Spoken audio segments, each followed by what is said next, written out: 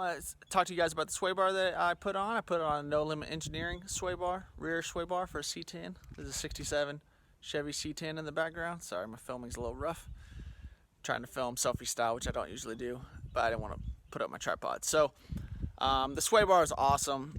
It's a good investment for you guys. If you're ever driven one of these trucks, you know, they're an old truck. They ride a little rough. Now it handles awesome. I drove it up into Santa Cruz up in the Redwoods and handled some turns I probably shouldn't have been on. You know, now that I have the 5.3 aluminum block, I have a lot less weight in there, and a lot more power, so I get a little more excited in the turns. But I still have drum brakes in the back, which I'll be changing soon, hopefully, and disc up front. But the sway bars give you a little more control whenever you take the turns, especially with this camper shell on the back. The camper shell is not crazy heavy, but it's tall, so your center, I don't know if you'd call it your center of gravity, but your roll center, I guess, is a little higher because you have a lot more weight up top. So it's something, if you guys are on the fence about, totally worth it. Awesome investment. I know a lot of people are on the fence about it on the truck forum, but I think it's worth it. So this thing really helps it handle and turns a lot better. Also, it helps with bumps. My airbags, I'll talk about airbag preferences later, but the air suspension I have on here, I don't have C-notch, so I don't have a lot of travel in the rear axle. So this sway bar kind of helps stiffen it up, because I don't want it all loose and just banging that axle up against the frame all the time. So hopefully you guys like this video. I really support that No Limit Engineering sway bar. I do like old school trucks, but I like them to handle better. I like my air suspension, but I like all the modern technologies that I can put on here for fairly cheap that seem reasonable. So that was a good upgrade. So if you are thinking about a sway bar, I think go for it. And definitely, if you don't have a sway bar in the front, that one's the biggest deal, I think, because all your weight's up front. I went with, I think, a 1 1/16, just because that's the one I got. I think factory, these come with like a 7/8 sway bar if you actually get one. It's an optional thing, a 67, but the 1 1/16 really helped out. I'm sure a 1 1/8, the 1 1/4 would be awesome. The thicker the diameter, the stiffer it is. So definitely invest in that on your truck. Here's the instructions. They draw a nice picture for you guys. This is the No Limit Engineering sway bar. This thing's awesome. I'll talk about it a little bit more, but if you don't understand a sway bar, you can see in this picture, the black is your chassis, so that's your frame rails, and so you can see these solid mounts right here. That mounts it to your frame, and then these other ones, these longer ones right here and up there, that's mounts to your trailing arms, which move up and down with your suspension or with your rear axle. So I drew over here, so if you didn't understand how the sway bar works, a couple things. The purple is obviously your frame rails. The red is your sway bar, just like in the other picture. So say you hit a bump, and your passenger side and your driver's side, you hit a bump on your driver's side. Well, your passenger side will try to stay still for a little bit, and your driver's side will try to jam up real quick. Well, the diameter of this bar, whenever you hit a bump and the other side stays still, this bar kind of twists, and however thick that bar is decides how much it resists jumping up real quick. So it kind of like, you almost think of it like a shock. It kind of slows down quick movements. Also, I mean, it's a sway bar, or I think they call it anti-roll bar, or I'm sure they got other names for it, but it really helps your suspension ride a lot smoother, especially in the back. As you guys probably know, I have a camper shell in the back of my truck, so there's a little more weight back there. So whenever you take turns hard, it kind of flattens out your truck, so your truck doesn't have body roll and roll to the side as much. But if you guys are on the fence about if this sway bar is worth it, I think it made my truck feel so much better. Somewhat, probably because my airbags don't have a lot of air in them because my truck is lowered so much. But I thought it was a really good investment. I think these are like maybe $200 or something, $250. It made my truck feel so much better. Out here in California, there's some real bumpy farm roads where I live. It really makes the back of my truck handle a lot smoother. So if you're on the fence, it's a good investment. All right, some more benefits of the No Limit sway bars. You can see how it sits above your frame. I'll talk about, it's a little tight to get it in there, but the other ones that you'll see will sit below your trailing arms, which to me is like a giant hook just waiting to grab something. My truck sits pretty low, and so I don't really want to be snagging everything with it. So these sit up high, but because they sit up high, they're a little hard to get in at first, but I like where it sits. It makes way more sense.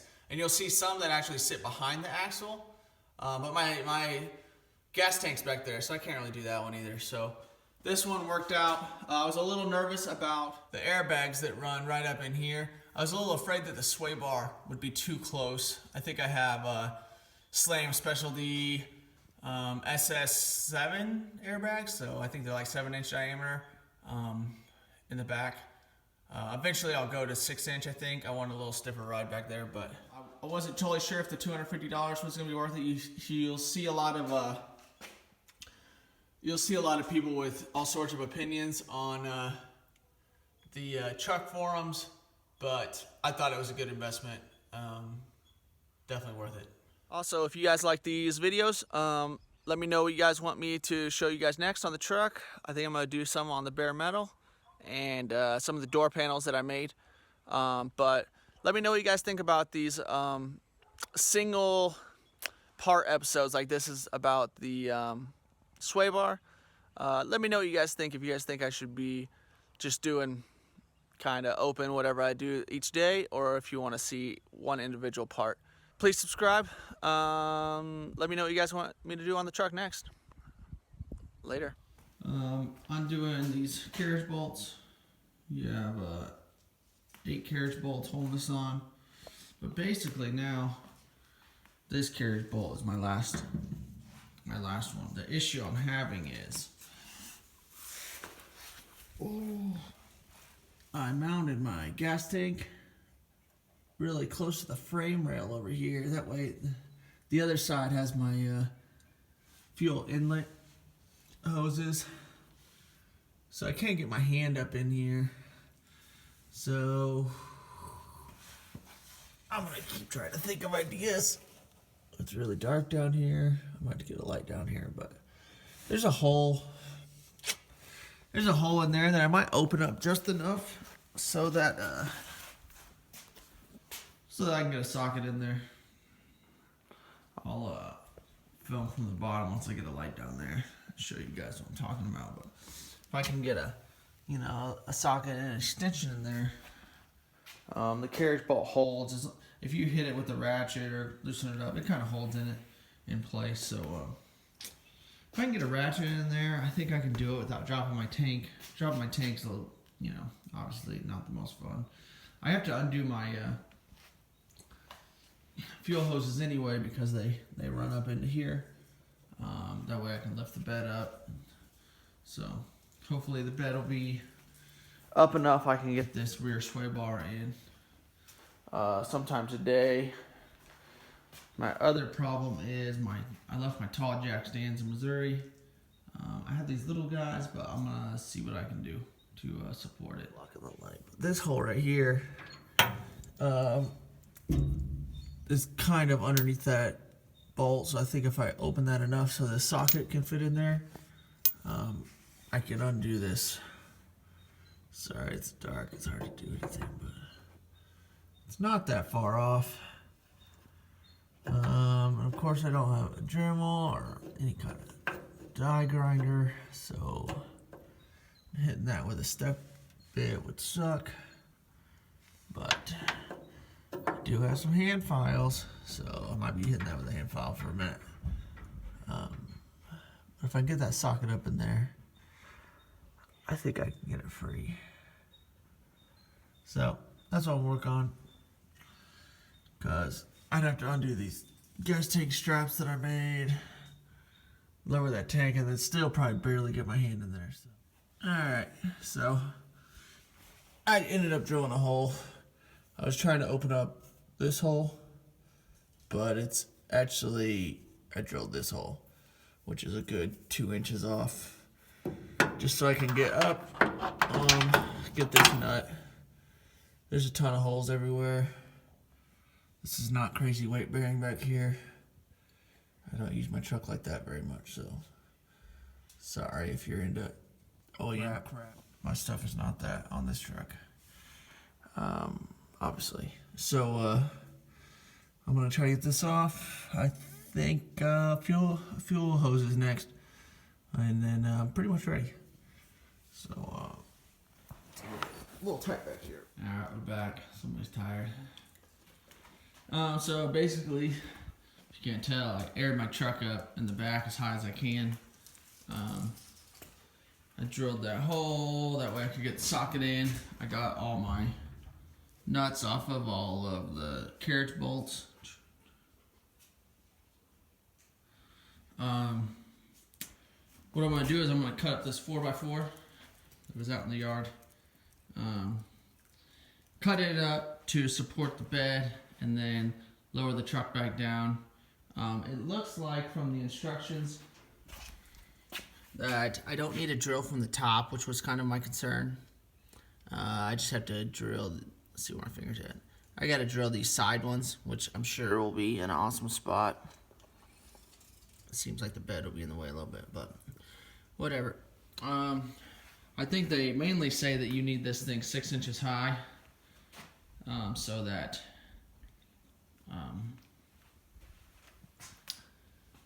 that you can get the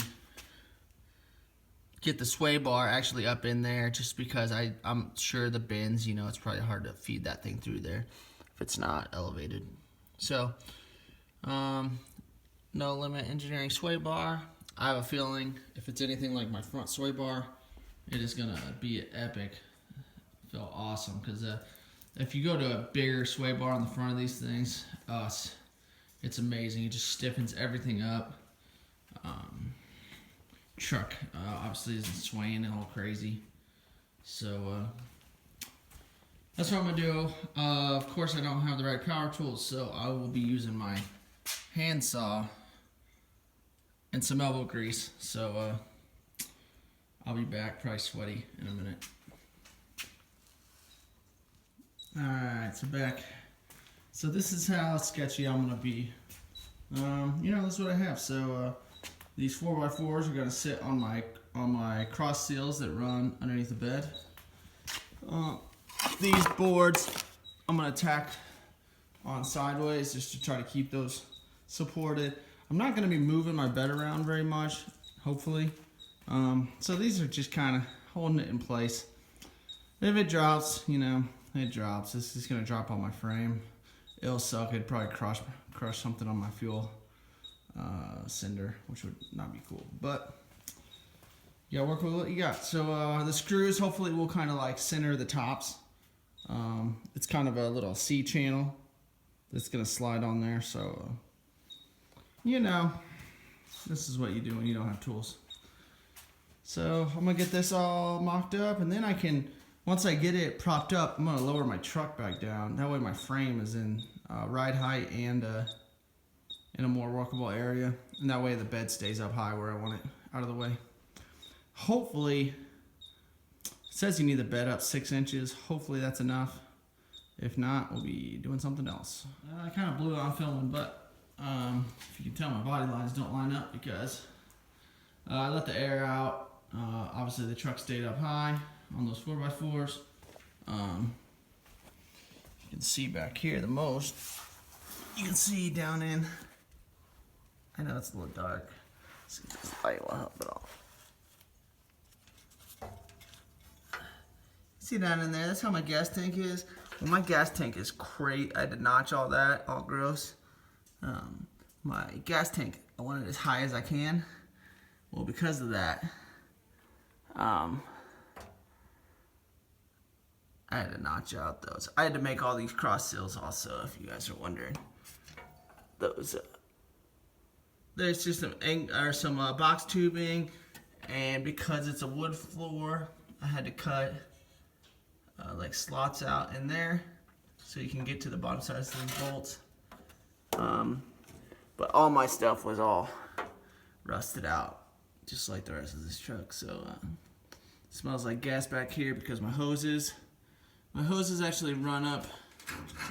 I'll show more of this later. But my hoses actually run up into that side support. So I loosened those.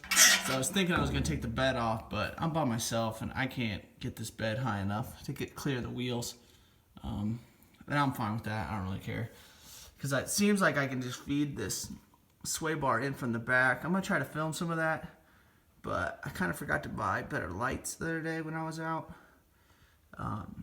So it might be kind of dark, but I'm gonna try to feed this sway bar from the back all the way through. Because from the side seems like more of a pain.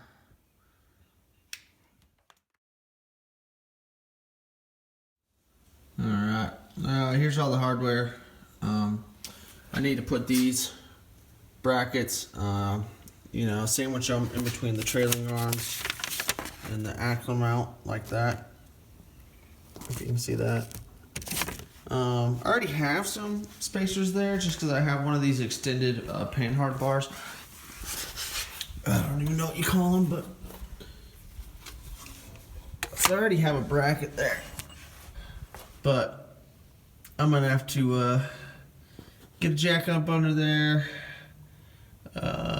break these nuts loose, and then I can squeeze that in there, push the U-bolt down. I seriously just had this off like a month or so ago, so hopefully they're still kind of not crazy tight. I did use Loctite, so we'll see, but that's what I'm gonna do. Maybe I'll run the GoPro if you guys want to watch me loosen bolts. Doesn't seem that exciting, but I watch worse stuff, so we'll see. All right, we're back. Like all projects, issues came up. I really probably should have read the instructions first, or just, I don't know. I want to get the bed off. Well, I needed to put these plates in. If you can see them somehow, I don't know. You'll see them later. But there's plates in there. Well, what happened? That curved plate with the circle. That's the one. So the problem with the plates is that with my truck all the way down, my bump stop wouldn't let the U-bolt line up with the holes in the trailing arms. If you don't know about these, they have long arms that run up, and that's what holds your axle front to back, and that's what your airbags or your coils sit on. So that sucked. I finally got it all lined up. I just had to move jacks around a bunch, and I had to take my wheel off, which I probably need to do anyway, so it wasn't a big deal, but took the wheel off, and that lowered it enough that I could scoot my U-bolt over because it wasn't lining up in the hole right. But it's in. I need to, I don't know what you can see, but my shock is back there. My shock needs to go on next. I have those lowered shock tabs. Got my finger in the way. I got those lowered shock tabs, so from early classic Enterprises or something like that, and they fix the angle of your shocks on real lowered trucks. So I'm gonna get this side all tightened up. I'm gonna do the same. I'm just gonna take the wheel off on the driver's side also, and just I think no matter what, I'll deal with that issue of the bump stop being in the way. Eventually, I am gonna C-notch the truck, move those bump stops out of the way, even though I really do like these big bump stops. I have some small ones from like Ride Tech, but they're so small, I just can't imagine them doing much because, You know, I drive my truck enough. I do bottom it out a decent amount, so we'll see how that goes. It's kind of hard to film under here just because of the glares. And so I hooked up the sway bar. That's the bracket it mounts to. Comes up. I do have some room in there, which is good. The other side seems a little tighter. There's play in it, obviously, right now. I have to get these straight up and down, which is hard to see. It's definitely not. Get that straight up and down so I can figure out where these brackets need to mount. Right now I'm trying to get the axle sitting level. Sorry, I know this is rough. I need more lights. Trying to get the axle sitting level. That way I can lower my bags down to ride height. I run it really low. Eventually that won't be such a big deal, but without having a C-notch right now, it rides kind of rough. But I'm thinking this sway bar should kind of stiffen it up a good amount. So keep moving on it. Trying to get these brackets lined up next. Drill some holes. So I know it looks sketchy, but I have to get this bar at 90 degrees with the upright. And I'm by myself. So I have some ratchet straps, but these little ropes kind of worked out.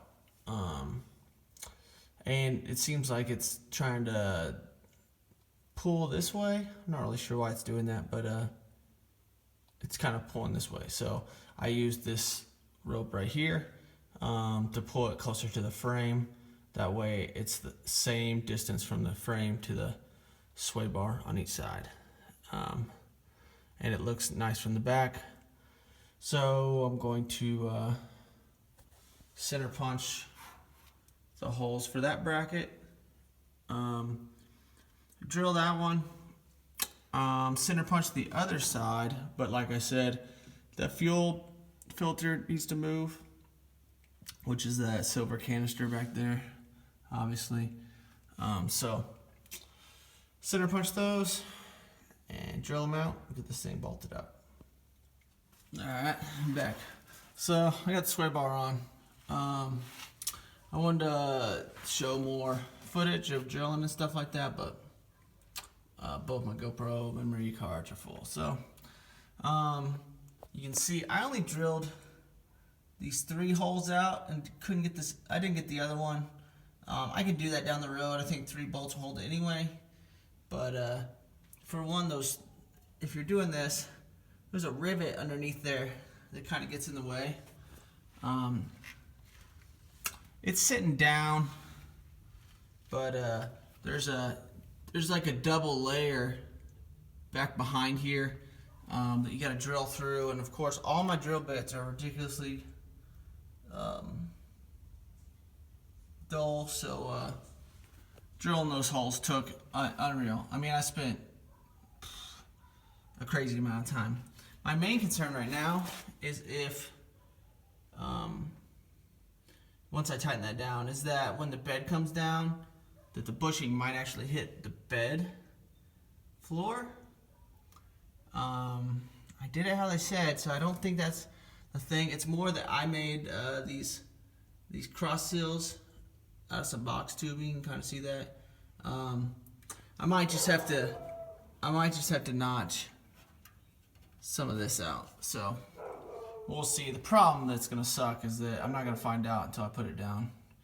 So I'm gonna keep tightening this up, you know, nothing crazy, just make sure everything's tight.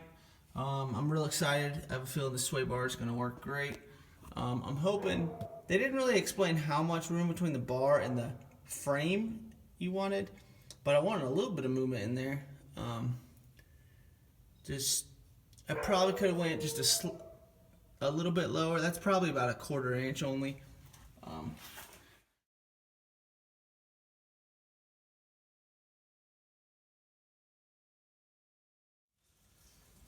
Alright, so sway bar is attached. Everything's tight. I had to clearance out. I know it's an ugly cut, but I can't get in there very well, so I'll address that later. But I had to cut out part of that cross support. Those are pretty thin factory. I don't know if you had the original ones, if you'd have to do that. I made these, you can see by the little towers I kind of made. Mine were all rotted out. I didn't really want to spend, I think it's like $150 at least for all those cross seal. I think they're like 30 or 40 a piece. And then that rear one, the rear one, I think is like 80 or 90 bucks by itself. So I'll pass. I bought box tubing and probably did it all for like 30 bucks. So, and time, but you know, at least I got to do it the way I want to do it. So hopefully that will sit down. I'm going to actually air up the truck. This is my battery set up. I know I got the ugly ground strap hooked up. I think I'm gonna move that ground strap here in a minute. I just didn't have a hole for it before, and I couldn't get a drill in whenever I put it in. But that's what my setup looks like with the Jeep tank. You know, I just had some block offs and then the sending units over there. So that's what it looks like. So I'm gonna raise this up and try to get all the holes lined up and get this bed mounted back on. The one thing I didn't like is my fuel filter. Those bolts have to mount through it. I kind of bent it out of the way. I would love to wrap that thing so I didn't have to worry about it like the bolts rubbing up on it, but we'll see. I'm gonna think about that a little bit more. I might actually just kind of change out some lines and move that thing forward. So that's how it looks. I'm in the same angle as you guys keep seeing, but sway bars installed. You see, I had to notch all sorts of crap out of the way. Basically, that top of that bushing sits right under your bed. Also, it runs super close to the to this cross member, and I had to notch it out because the travel of the arm when it goes up. I want to make sure when I notch it later that there's no issue. I know those cuts are gross, but that's just kind of how my truck is, you know? I drive it a lot. It's not the prettiest, but maybe you can see that thing is sitting a 1/16 of an inch away from there. But if you think about it, you know, it's not moving front to back, hopefully.